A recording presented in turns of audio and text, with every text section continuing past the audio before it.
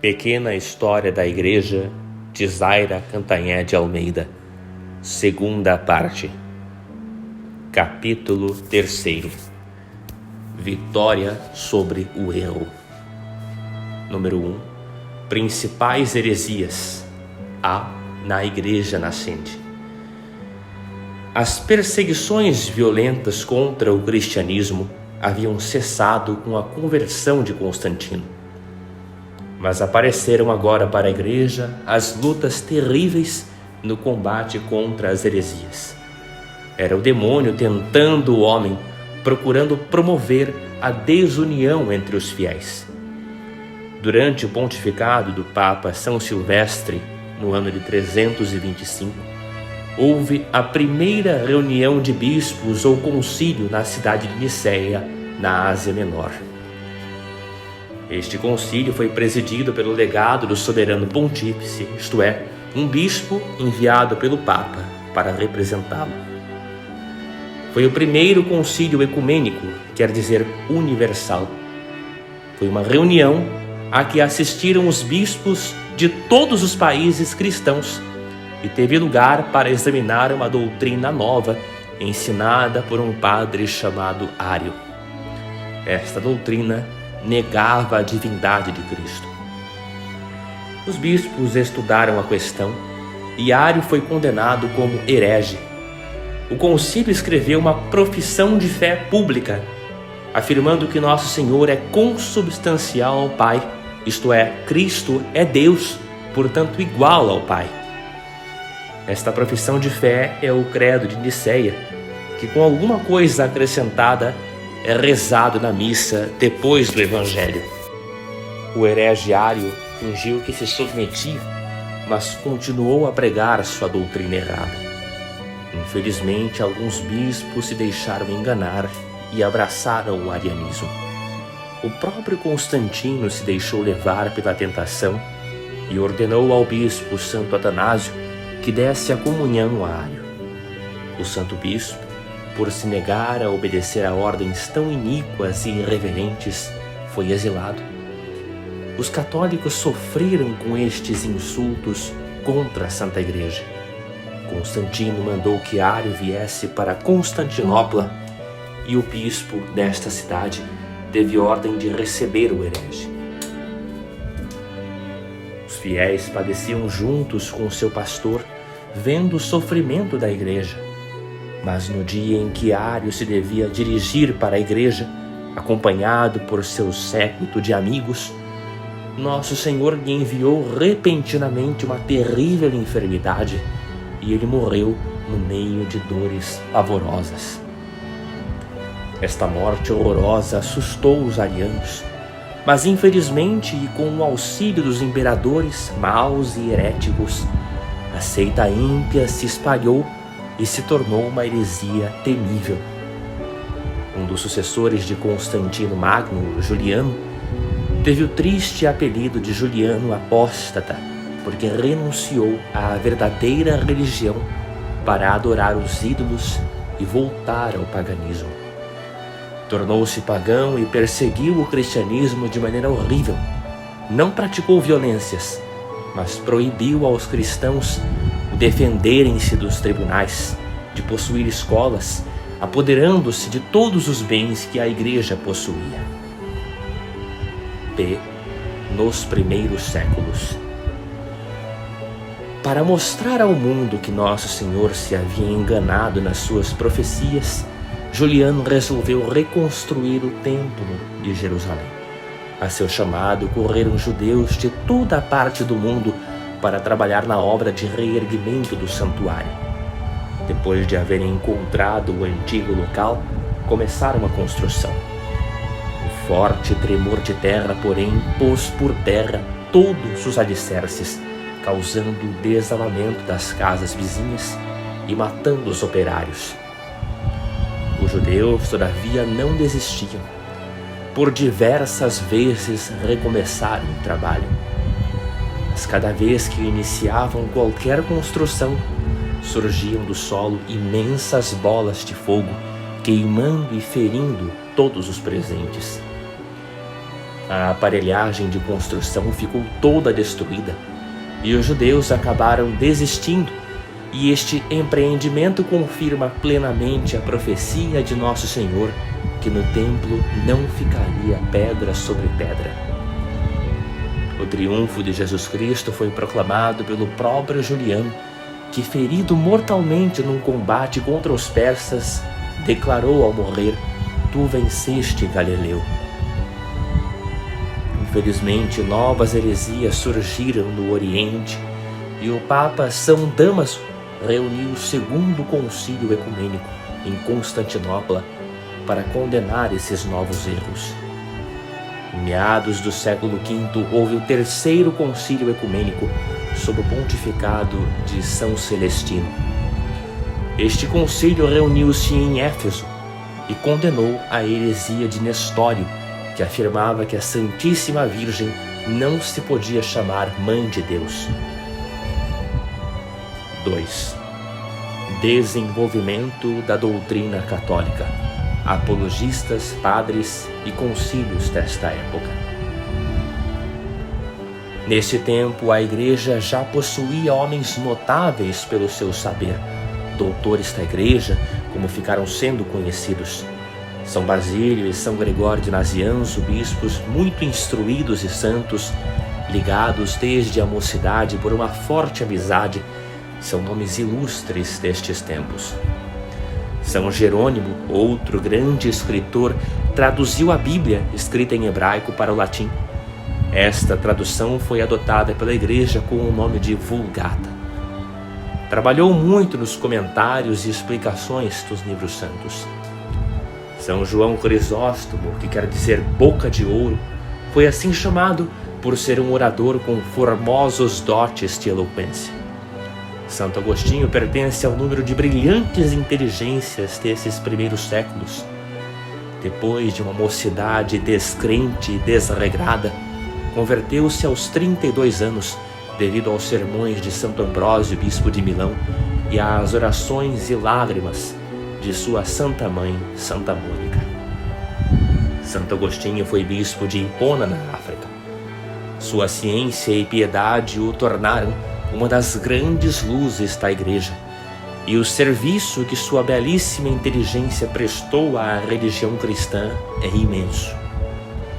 O Concílio de Calcedônia teve lugar no século V, a fim de julgar a heresia de Eutíquides, que ensinava que Jesus Cristo tinha apenas uma natureza.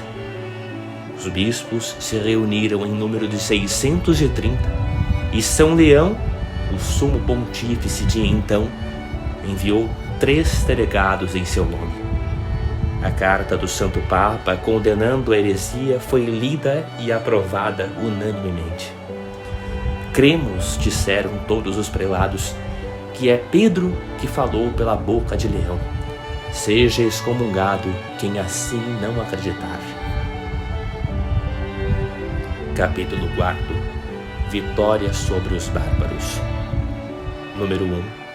Reinos bárbaros e sua conversão. Desde o pontificado de São Leão, a Igreja, que se constituíra guarda da verdade e protetora dos fracos, iria acrescentar aos seus encargos mais uma missão: salvar a civilização contra a barbarie. Sempre procurou conciliar invasores com os invadidos. Amorteceu o choque entre os flagelos de Deus, como eram chamados os invasores bárbaros, e os vencidos. Pouco a pouco conseguia abrandar e converter os próprios bárbaros. O Império Romano do Ocidente estava sofrendo as invasões constantes dos bárbaros, e a religião do Cristo iria sofrer um novo assalto até conseguir o apaziguamento e a conversão de todas essas raças guerreiras. O cristianismo se ia tornando a religião de todo o Império Romano. Nos grandes santos desses primeiros tempos de paz foi o bispo São Martim. Era um soldado das Gálias e ainda era catecúmeno, isto é, preparava-se para receber o santo batismo, quando começou a demonstrar que sua vida já era a de um verdadeiro cristão. Um dia, um pobre mendigo lhe pediu uma esmola. Não possuindo dinheiro nenhum para dar, São Martinho pegou na espada e rasgou seu manto de soldado em dois, dando metade ao pobre. Nessa mesma noite, Nosso Senhor lhe apareceu em sonho, coberto com um pedaço de manto dado ao pobre, dizendo aos anjos que o cercavam: Martinho, apesar de ainda não ser cristão, deu-me este manto. Pregou o evangelho nas Gálias, e como Deus lhe dera o dom de fazer milagres, as conversões se sucediam aos milhares. Um dia, quando procurava convencer os habitantes de certa aldeia a destruir uma árvore que o povo adorava como se fosse um deus, Nosso Senhor permitiu que São Martinho fizesse o milagre seguinte. O povo disse ao santo pregador: nós abateremos a árvore, mas com a seguinte condição: o Senhor se colocará do lado em que ela deverá cair. Martinho aceitou a condição e começaram a derrubar a árvore. No momento da queda, São Martinho fez o sinal da cruz e a árvore tombou do lado oposto. Os habitantes da aldeia se converteram com este milagre. São Martinho morreu no ano 400. Foi o primeiro santo a ter um culto público da igreja. Sua festa se celebra no dia 11 de novembro, dia da sua morte.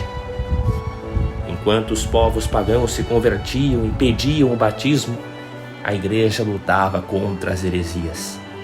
Mas Deus suscitava sempre grandes santos que ajudavam no triunfo da causa de Deus.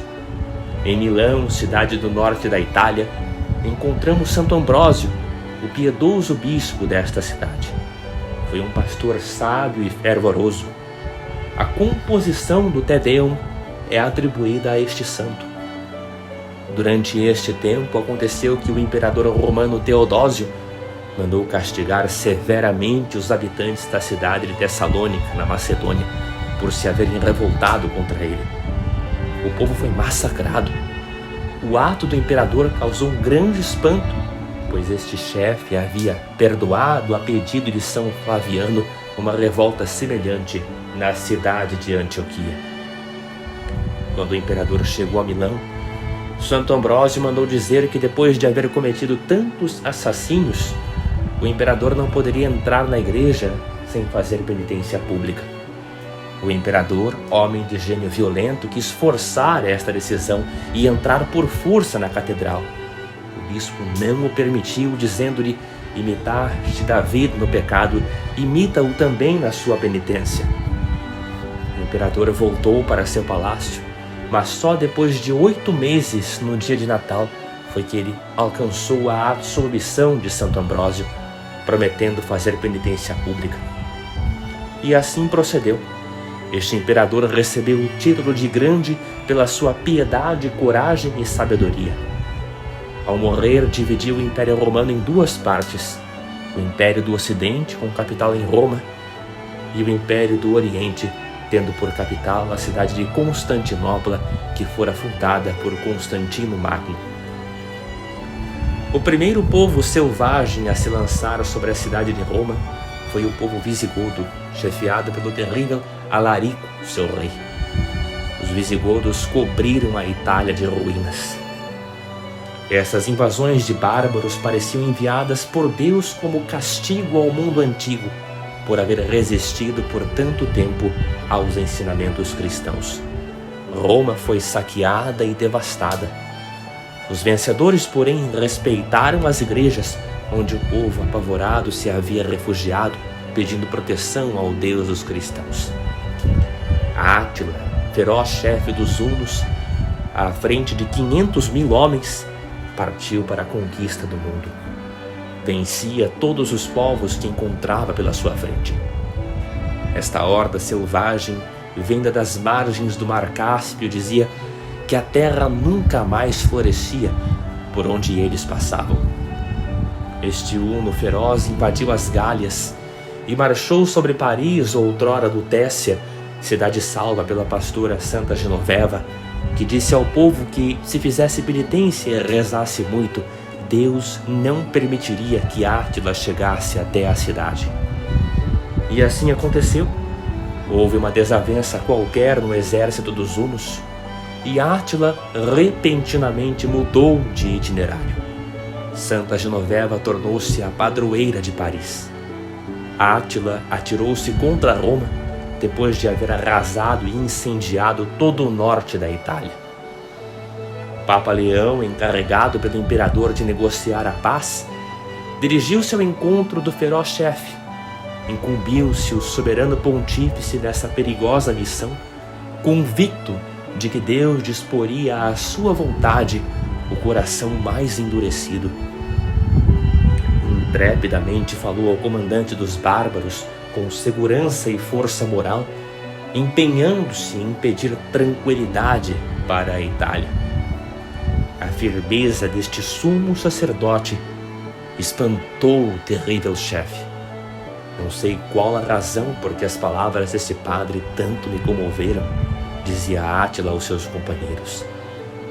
Atendeu, entretanto, às propostas do imperador, fez cessar as hostilidades e retirou seu exército da Itália. Eis a força da virtude que abranda todas as almas, até as mais fechadas à luz. 3 anos mais tarde, depois da retirada de Átila, o Império Romano foi novamente atacado pelos bárbaros. Os vândalos, procedendo do norte da África, dirigidos por Genserico, desembarcaram na Itália. Incendiavam e pilhavam todos os lugares por onde passavam. Novamente o povo de Roma recorreu ao seu pontífice São Leão para que este o salvasse. Genserico relutou em satisfazer ao venerável ancião que pedia fosse poupada a vida de seus filhos. Mas São Leão venceu finalmente. Os vândalos levaram 14 dias em Roma, saqueando, mas não mataram pessoa alguma. A conversão da ilha da Irlanda ao noroeste da Europa foi feita pelo monge escocês São Patrício no pontificado de São Leão. O Papa São Celestino constituíra Patrício bispo da Irlanda. As conversões se fizeram com extraordinária rapidez. São Patrício, considerado padroeiro da ilha, teve a felicidade de ver quase toda a população da Irlanda convertida ao catolicismo. O povo franco era composto por bárbaros que haviam vindo da Germânia. Clovis, rei desta tribo, estabeleceu-se nas Galhas, depois da Batalha de Soissons. Havia conquistado todo o país, era dono de todas as terras compreendidas entre o rio Lar, na Gália, França, e o rio Reno, na Germânia, Alemanha. Apesar de se haver casado com uma princesa cristã muito piedosa, Clotilde, esta ainda não havia conseguido a conversão de seu esposo. Clovis ouvia atentamente tudo que a esposa lhe contava dos evangelhos, mas não se convertia. Este príncipe possuía grandes qualidades de chefe, e no seu reino todos os seus súditos cristãos rezavam pela sua conversão. Os germanos resolveram conquistar as Galhas e já haviam atravessado o rio Reno quando Clovis os atacou nas planícies de Tolbiaco. Mas o inimigo era superior em número e muitos francos começaram a debandar. Nesta hora, Clovis se lembrou dos conselhos de Clotilde e gritou: Deus de Clotilde, socorrei-me se for vitorioso, não terei outro Deus senão vós. No mesmo instante, a vitória passou para os francos. Os germanos fugiram e foram perseguidos e dizimados pelos soldados de Clovis. Não havia dúvida alguma de que esta vitória fora devida ao céu, e a guerreira nação dos francos reconheceu que o Deus de Clotilde era o Deus dos exércitos vitoriosos. Clovis voltou dos campos de batalha e começou a se preparar para receber o batismo. Instruído por São Remígio, bispo de Reims, cidade do norte da França, Clovis reuniu suas tropas e insistiu para que seus soldados se fizessem cristãos para adorar o Deus que lhe dera tão gloriosa vitória. Todos gritavam: renunciamos aos deuses mortais, estamos prontos para adorar o Deus verdadeiro. E no ano de 420, o rei e mais 3.000 homens receberam o batismo, assim como foram batizados as mulheres e filhos dos francos. A conversão de Clovis foi uma alegria para o mundo cristão, pois se tornou o único soberano católico daquela época. Clovis, desde o dia em que abraçou a verdadeira religião, nunca deixou de proteger o cristianismo. Deus escolheu o rei dos francos para ser o primeiro rei católico. Por esta razão, os reis da França receberam o título de filhos primogênitos da Igreja. Até os nossos dias, apesar dos governos anticristãos que a França tem tido, esta grande nação é considerada filha dileta da Igreja. O grande feito de Santa Genoveva, salvando milagrosamente Paris e sua pátria, aconteceu pouco depois da conversão do povo franco ao cristianismo. Como já vimos em capítulo anterior, esta santa, uma simples pastora, concitando seus compatriotas a fazerem penitência e suplicarem a Deus pela pátria em perigo, impediu que os ferozes hunos tomassem conta das Galhas. Santa Genoveva, implorando pela sua pátria, dá-nos o exemplo de como pode ser forte o patriotismo cristão. Deus nosso Senhor, ouvindo os rogos da simples pastorazinha e dos francos, rezando para a libertação da sua terra, deu ao mundo cristão a prova da necessidade da oração em todas as ocasiões da vida do homem. Depois da retirada de Átila com seus terríveis soldados, Santa Genoveva viveu longos anos e morreu muito velhinha. Foi enterrada perto do túmulo de Clovis, na igreja em Paris, que hoje tem seu nome. Na Itália, vemos a igreja e o Império Romano lutando contra os lombardos, um povo bárbaro que se estabeleceu ao norte da Itália. São Gregório o Grande foi o Papa que salvou Roma nessa ocasião. Pagou o resgate da cidade com o tesouro da igreja e entusiasmou os cidadãos romanos a defenderem sua cidade, pagando pontífice o soldo aos soldados. Este Papa foi um grande soberano. Entregou-se de corpo e alma aos interesses da igreja. Assistiu à volta à igreja de quase todos os povos arianos que provinham das hordas bárbaras invasoras do Império Romano. Os visigodos na Espanha, os borgonhões nas Galhas, todos voltaram à religião católica, desaparecendo o arianismo por completo da face da terra. Este sábio Papa mandou 40 beneditinos às Ilhas Britânicas para continuar com o ensino do Evangelho, começado havia 2 séculos. Estas ilhas já haviam recebido a doutrina cristã, mas com a invasão dos saxões idólatras, a fé se apagara, pois os invasores haviam obrigado os antigos habitantes a fugir para as montanhas de Gales. São Gregório ainda era um monge quando, passeando no mercado de Roma, viu uns escravos ingleses. Perguntando quem eram aqueles, responderam que eram ângulos, vindos de uma ilha do norte da Europa. Seriam anjos se tivessem o dom da fé, foi o comentário do monge.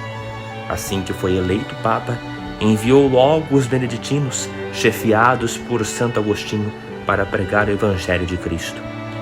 Santo Agostinho mais tarde foi feito o primeiro arcebispo de Canterbury, cidade da Inglaterra. O rei Ethelberto deu uma audiência pública aos missionários. Depois de os ter ouvido, permitiu-lhes que pregassem a palavra divina na sua ilha. A pureza de vida desses homens, a frugalidade, o desinteresse e o tom de milagres que Deus lhes concedera, converteram rapidamente aqueles pagãos. O próprio rei, que era casado com uma princesa cristã, converteu-se, e essa conversão foi acompanhada da de milhares de súditos. 2. Queda do Império do Ocidente. Por diversas vezes vemos a Igreja servindo de medianeira entre os bárbaros e o Império Romano. São Leão salvou Roma de vários invasores, mas foi impotente para salvar o Império Romano do Ocidente da ruína que o esperava. Em 475, Odoacro, rei dos Érulos, apossou-se da Itália, exilou o último rei e tomou o título de rei da Itália. Acabara-se o grande Império Romano. A história sagrada narra o sonho que o rei da Síria, Nabucodonosor, tivera e que foi explicado pelos profetas judeus. Neste sonho, os romanos representavam a quarta grande nação da Idade Antiga. Nabucodonosor sonhou que vira uma grande estátua representando todas as nações dos primeiros tempos. Os romanos, que foram a última grande nação da Idade Antiga, formavam as pernas de ferro desta colossal estátua. Nabucodonosor vê uma pequenina pedra que, rolando do alto de uma colina, joga por terra a estátua. Por sua vez, esta pequenina pedra se vai avolumando até tomar conta do mundo inteiro. Esta pedrinha representa a Igreja. Vem do Monte Calvário e se espalha pelo universo, levando a fé aos bárbaros. Estes o dividem entre si, mas Deus permite então que esses povos se convertam. O Evangelho se difunde entre eles e aos francos cabe a glória de haver sido escolhido como povo destinado a preparar esta regeneração. O papado à frente da Europa. Nos tempos confusos do começo da Idade Média, a Igreja Católica era a luz segura que norteava em rumos certos, tanto espirituais como temporais, todas as jovens nações que iam surgindo. São Gregório foi o primeiro monge elevado ao trono pontifício. Como Papa, conservou todas as virtudes monásticas. Pertencia a uma antiga família de Roma e se fez monge no convento de Monte Cassino, na Itália. Deu aos pobres uma grande parte da sua fortuna, que era imensa, e com o resto fundou 6 conventos na Sicília, sendo o 7º convento seu próprio palácio em Roma. Sucedeu ao sumo pontífice Pelágio II. Foi o primeiro Papa a usar a frase conservada por todos os seus sucessores: servidor dos servidores de Deus. Era de uma simplicidade comovedora, tirando do tesouro da Igreja todo o dinheiro necessário para sustentar o povo romano por ocasião de uma grande fome. Como já vimos, defendeu Roma dos seus invasores. São Gregório Magno foi um defensor da liberdade, lutou contra a escravidão. Naquela época, a maior parte dos vencidos se tornava escrava dos conquistadores. Mostrava esse grande pontífice como nosso Senhor o Redentor se fez homem para nos fazer voltar à liberdade primitiva, e que é do agrado de Deus agir em benefício da liberdade original dos homens, que a natureza e as leis humanas curvavam sob o jugo da servidão. Enquanto essa mancha da escravidão não se apagava da terra, o soberano pontífice comprava com o dinheiro da Igreja todo escravo pagão ou judeu que se convertesse, tornando-o assim um homem livre. Todas as nações da Europa estavam reunidas numa só fé, formando, por assim dizer, um só povo.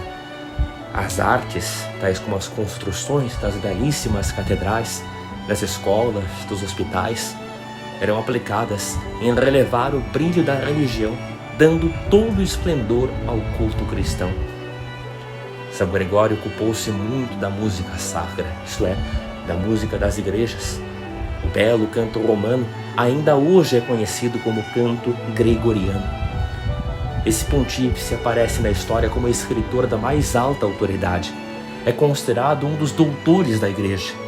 Morreu santamente depois de uma vida trabalhosa e cheia de canseiras, no dia 12 de março de 604. Em fins do século VII, em 680, houve um concílio geral em Constantinopla. A heresia dos monotelitas foi condenada nesta reunião. Esta heresia pretendia afirmar que Jesus Cristo só possuía uma vontade. Era a mesma doutrina errada de Eutiques, negando a divindade do Cristo. Houve o concílio ecumênico.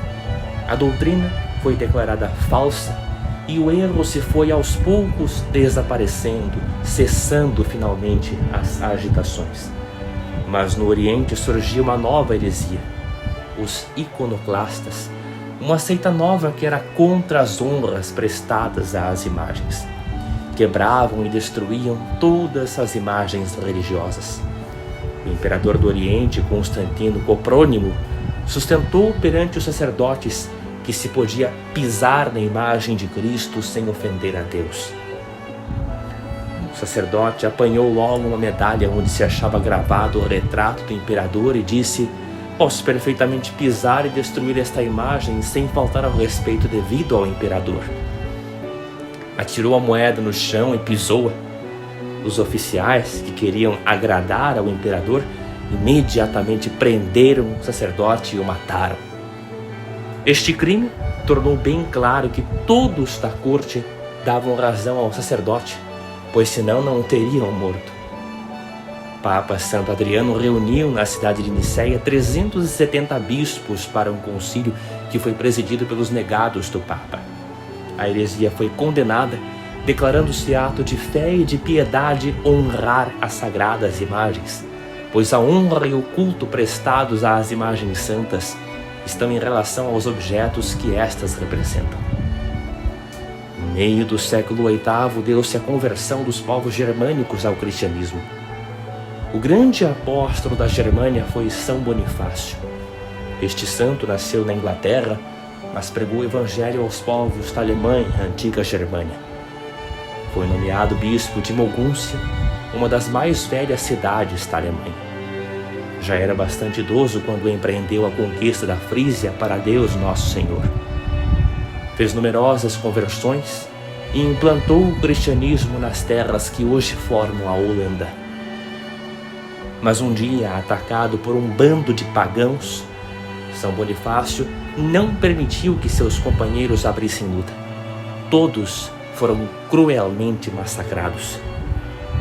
Seu corpo foi levado para a cidade de Fulda, na Alemanha, e lá dado à sepultura. As conversões dos povos bárbaros se vinham processando rapidamente, mas Deus, que prometera à sua igreja que estaria sempre a seu lado até a consumação dos tempos, não lhe prometeu um triunfo contínuo. A calma e glória do pontificado de São Gregório Magno não seriam de grande duração. Ao começar o 7º século, iria aparecer um homem que arrancaria à igreja muitos países importantes. Essas terras, até os nossos dias, ainda não voltaram ao cristianismo. Maomé foi o instrumento escolhido pelo demônio para fazer a maior ferida que até hoje a religião receberia. 4. O islamismo. Maomé era descendente de Ismael, filho de Abraão. Nasceu em Meca, filho de pai pagão e mãe judia. Com 40 anos começou a se fazer de profeta e a se dizer publicamente enviado de Deus. Os habitantes de Meca, que o conheciam como um homem sem moral alguma, não acreditaram na sua missão e o quiseram prender. Maomé então fugiu para a cidade de Medina, e desta fuga data o calendário muçulmano. Ambas estas cidades se acham na Arábia, na Ásia. O calendário muçulmano, chamado Hégira, tem início em 622. A religião pregada por Maomé era uma mistura horrorosa de judaísmo, cristianismo e paganismo. Como este impostor não sabia escrever, toda a sua doutrina foi escrita por um frade que abandonara o cristianismo. O livro que contém o ensino deste falso profeta chama-se Alcorão, que quer dizer o livro por excelência. Como sofria de epilepsia, Maomé dizia que esses ataques eram visões do anjo Gabriel. Contava ele que o anjo lhe vinha revelar as verdades eternas. Quando pediam milagres, Ele dizia que não viera para fazer milagres, mas que sua finalidade era espalhar a religião por meio da espada. Juntou-se a um bando de soldados desertores e mais alguns ladrões. Começou roubando e saqueando as caravanas no deserto, depois marchou contra a cidade de Meca e tomou posse da cidade. Aos poucos foi conquistando todos os países da Arábia. Os sucessores de Maomé conquistaram a Ásia, passaram ao Egito, vencendo todo o norte da África. Atravessaram o Estreito de Gibraltar e tomaram conta da Espanha, conquistando as terras dos visigodos. Prosseguindo nas suas correrias vencedoras através dos países, galgaram os montes Pirineus, cadeia de montanhas entre a França e a Espanha. Já se achavam no coração mesmo da França, quando foram esmagados por Carlos Martel, rei da França, nas planícies em redor da cidade de Poitiers. A derrota foi tão completa que os muçulmanos nunca mais tentaram atravessar os montes Pirineus, instalando-se na Espanha, ano de 732. 3 séculos, porém, mais tarde, os maometanos iriam ameaçar a Europa. Essa religião, fundada à força da espada, ganhava terreno no norte da África. Os discípulos de Maomé já estavam cercando o Ocidente. Haviam tomado conta da Síria na Ásia Menor e levavam suas conquistas até a Espanha. O fraco império de Constantinopla estava sem forças para resistir ao exército muçulmano, e estes ousados e cruéis soldados atacavam a península italiana. Chegaram até os montes Pirineus novamente, pondo a Europa em perigo. Contra a cimitarra dos maometanos iria a igreja levantar a espada dos príncipes cristãos. Desde que os muçulmanos apareceram, todos os lugares santos estavam debaixo do seu jugo. Belém, Nazaré, Jerusalém, enfim, a terra santa de nosso Senhor havia caído nas mãos desses infiéis. Os cristãos que iam em peregrinação aos santos lugares sofriam verdadeiras perseguições nas mãos desses hereges. Quando voltavam às suas pátrias, contavam tudo o que haviam sofrido dos maometanos. Naturalmente, os cristãos se foram entusiasmando e começou a vontade de lutar pela reconquista da Terra Santa. Formaram-se os cruzados, os soldados cristãos queriam defender a pátria de nosso Senhor. 5. As Cruzadas. Corria o ano de 1093. Pedro o Eremita, padre da paróquia de Amiens, uma cidade da França, tendo feito uma peregrinação à cidade santa, Jerusalém, voltou profundamente triste com o que se estava passando na terra de nosso Senhor. Encontrou os santos lugares profanados e os cristãos injuriados pelos maometanos. Na reunião do concílio em Clermont, na França, o sumo pontífice fez uma narração dos feitos que ouvira dos lábios de Pedro o Eremita, contando os sofrimentos e as perseguições por que passavam os cristãos que iam à Terra Santa. O Santo Padre falou de maneira tão comovedora que os presentes choravam de emoção, e ao grito de Deus o quer, formaram-se os primeiros cruzados. Os soldados queriam defender o cristianismo da religião muçulmana. Os peregrinos chamavam-se assim cruzados, porque levavam uma cruz vermelha de pano no ombro direito. Houve ao todo 8 cruzadas, empreendidas para defender o Santo Sepulcro. A primeira cruzada teve como chefes Godofredo de Bouillon, duque de Lorena, Raimundo, conde de Tolosa, e Roberto, conde de Flandres. O primeiro exército a chegar à Ásia e por cerco a Jerusalém foi o comandado por Godofredo de Bouillon. Houve uma terrível luta, pois os infiéis haviam preparado bem as suas defesas. Porém, os cruzados estavam armados de coragem indescritível e, após 5 semanas de terríveis combates, tomaram a Cidade Santa de assalto numa sexta-feira às 3 horas da tarde. Depois da vitória, estes soldados cristãos, levados pelo chefe, retiraram as armaduras e dirigiram-se descalços, chorando e batendo no peito, para visitar os lugares consagrados pelos sofrimentos de Nosso Senhor. 8 dias depois da vitória, os chefes se reuniram para eleger um rei capaz de conservar tão preciosa conquista. A escolha recaiu em Godofredo de Bouillon, o mais valente e mais sábio comandante do exército cristão. Foi proclamado rei na igreja do Santo Sepulcro. Mas este piedoso e santo homem recusou a coroa de ouro que lhe era oferecida. Como poderei usar uma coroa de ouro no lugar onde o Rei dos Reis foi coroado de espinhos? Foram as memoráveis palavras do guarda do Santo Sepulcro, nome que escolheu por espírito de humildade. Era o ano de 1099. As cruzadas deram lugar a fundações de diversas ordens de caráter religioso-militar. A mais antiga foi a Ordem dos Cavaleiros de Malta, uma ilha do mar Mediterrâneo.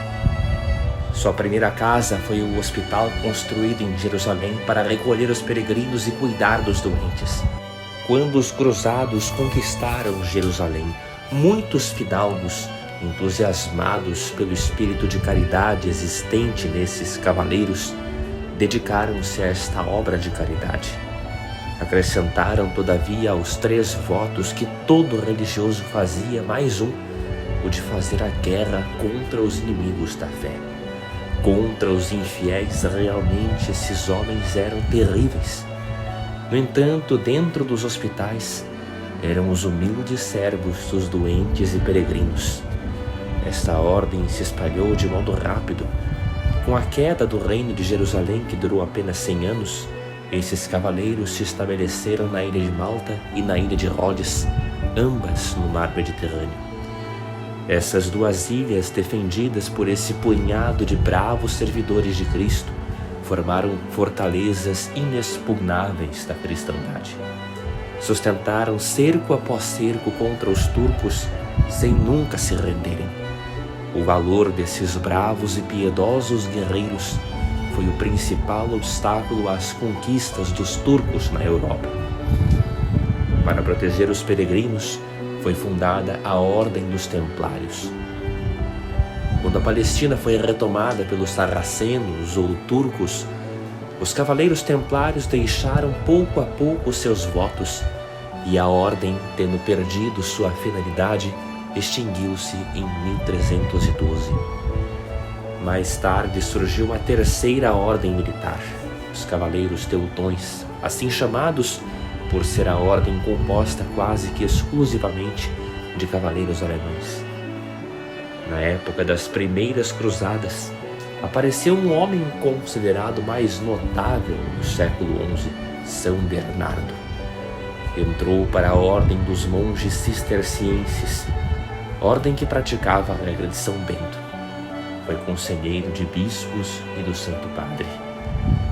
A segunda cruzada foi pregada por São Bernardo, conforme mandou o Papa, pois a Terra Santa corria o grave perigo de cair novamente nas mãos dos infiéis. O rei de Jerusalém pedia socorro aos principais chefes da Europa. São Bernardo foi tão eloquente ao pregar essa cruzada que os reis da França e o imperador da Alemanha partiram com grandes exércitos para lutar contra os turcos que estavam invadindo a Europa Oriental e tomando os santos lugares. Mas, infelizmente, esta cruzada foi mal sucedida devido especialmente ao mau comportamento dos cruzados. As armadilhas e as emboscadas preparadas pelo imperador de Constantinopla muito contribuíram para o seu fracasso. São Bernardo explicou que a derrota desta cruzada foi devida à indisciplina dos soldados cristãos, atraindo dessa arte a cólera de Deus. Pouco tempo depois da segunda cruzada, São Bernardo morria. A terceira cruzada foi contra o sultão do Egito, Saladino, que conseguira vencer os cristãos e retomar a cidade de Jerusalém. A verdadeira cruz caiu nas mãos dos muçulmanos. Os reis da França e da Inglaterra, que se achavam em luta, fizeram as pazes e juntos partiram para defender a terra de Nosso Senhor. Os dois exércitos reuniram suas forças e foram ajudar os soldados que há já 2 anos punham cerco à cidade de São João de Acre, na Ásia Menor. A cidade foi tomada e um dos primeiros artigos do Tratado de Paz foi que a verdadeira cruz fosse entregue aos cristãos, ano de 1191. Os cruzados desistiram de conquistar Jerusalém e a cidade de São João de Acre se tornou o refúgio dos cristãos do Oriente. Durante os 30 anos que se seguiram, houve mais 3 cruzadas que não alcançaram o fim almejado, pois se desviaram completamente das suas finalidades. O único resultado das 4ª, 5ª e 6ª cruzadas foi a criação do Império Latino em Constantinopla, cuja duração foi apenas de 50 anos. Os gregos, porém, não se submeteram a essa conquista, e isso ajudou o rápido progresso do cisma da Igreja do Oriente, começado por Fócio e continuado pelo bispo Miguel Cerulário. Os orientais romperam definitivamente com a Santa Sé, apesar dos esforços empregados pelo Papa para impedir que os cruzados passassem pela cidade de Constantinopla. As últimas cruzadas, 7ª, 8ª e 9ª, foram resultados do entusiasmo provocado pelas pregações dos grandes santos São Domingos e São Francisco de Assis. São Luís, rei de França, depois de uma doença quase mortal, fez o voto de ir combater os infiéis.